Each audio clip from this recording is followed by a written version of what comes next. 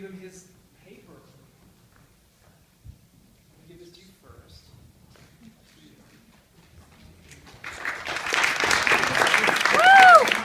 I was brought in. Ezra asked if I would sit on his honors thesis, which was on American Jewish Republicans. Who knew?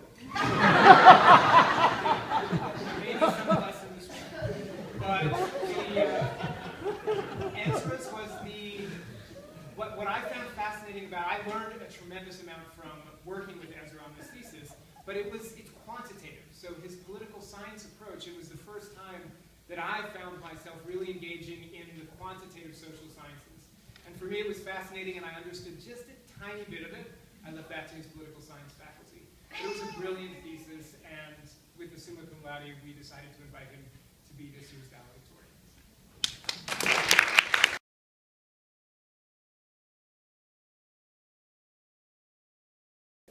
On behalf of the graduates, I would like to thank all of the people who came to celebrate today.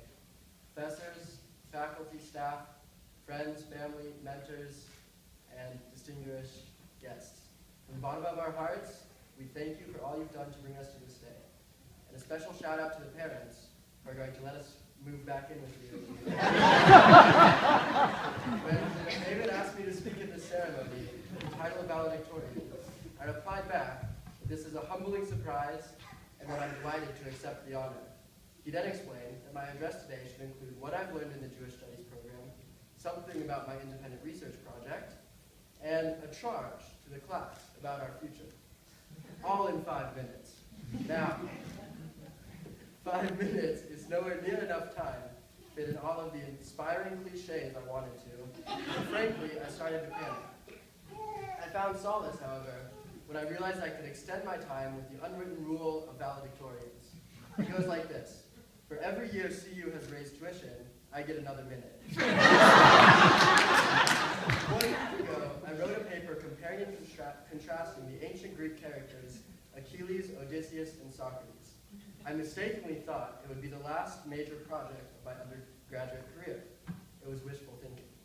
It turns out that writing this speech was more intensive than anticipated. So with the full week in between finals and graduation, wide open to work on this, I sat down last night. I'm really not sure why I list time management as one of my skills on LinkedIn. For some reason, 6 people have gone through the painstaking task of clicking the mouse to endorse me for this skill, to which I am forever grateful, if not somewhat puzzled. Take this speech, for example. 2 minutes have already passed into this musky air, and I've yet to bring up what I've learned in Jewish studies, my research project, or deliver anything resembling a charge. But we just arrived at our first lesson in my story, which is better late than never.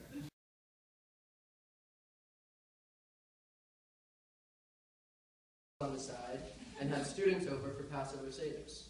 Through this exposure, I developed an academic appreciation for the religion I was brought up into, and realized that this discipline is illuminating for all who are interested in Jewish theology, culture, language, and history, both ancient and modern.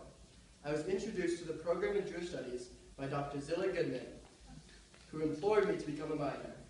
Darling, you're halfway there already.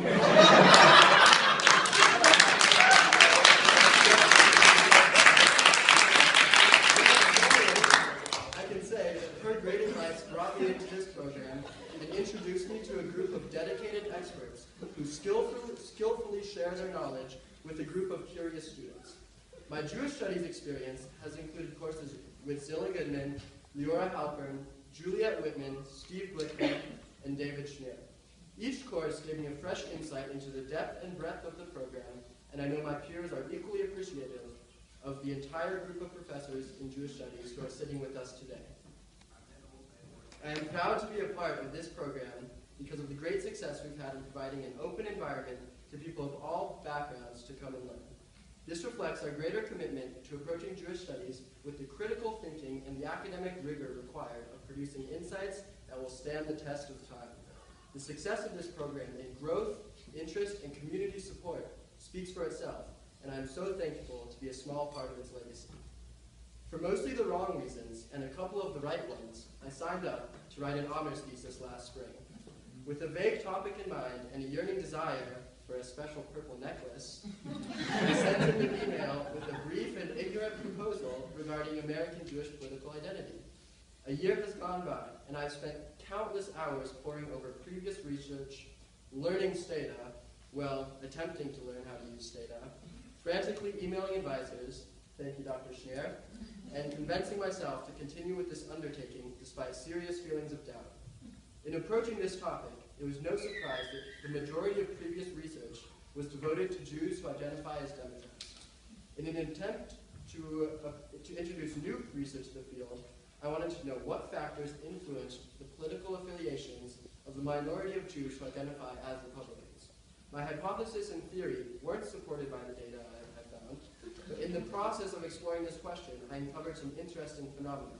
Mainly, Jewish Republicans are registered to vote at much lower levels than Democrats, indicating lower levels of political participation. I was also surprised to find a high correlation between having a Jewish mother and identifying as a Democrat. Anyone who can propose a causal mechanism for this relationship, come find me at the reception and I'll get to work on my master's thesis. In preparing for this speech, I went through and I listened to some recent commencement speeches that included Colbert, Ellen DeGeneres, JFK, okay, he's not so recent, and Steve Jobs. I loved the inspiring feelings and confidence that these speakers instilled in me and could picture myself sitting in the audience with each graduating class. It was especially fun to see myself in the different colored robes. So, obviously with this A-list group of people, I chose to quote the words of Ellen. Usually, when you're wearing a robe at 10 o'clock in the morning, it means you've given up. Everyone in the audience today might be thinking, that's happened to me before. I'm here to tell you, it will happen again. Graduation is not an excuse to wear a robe for the rest of your life. It's never too late to remove the robe, get out there, and continue to share your gifts with the world. Congratulations to the class of 2015. Thank you.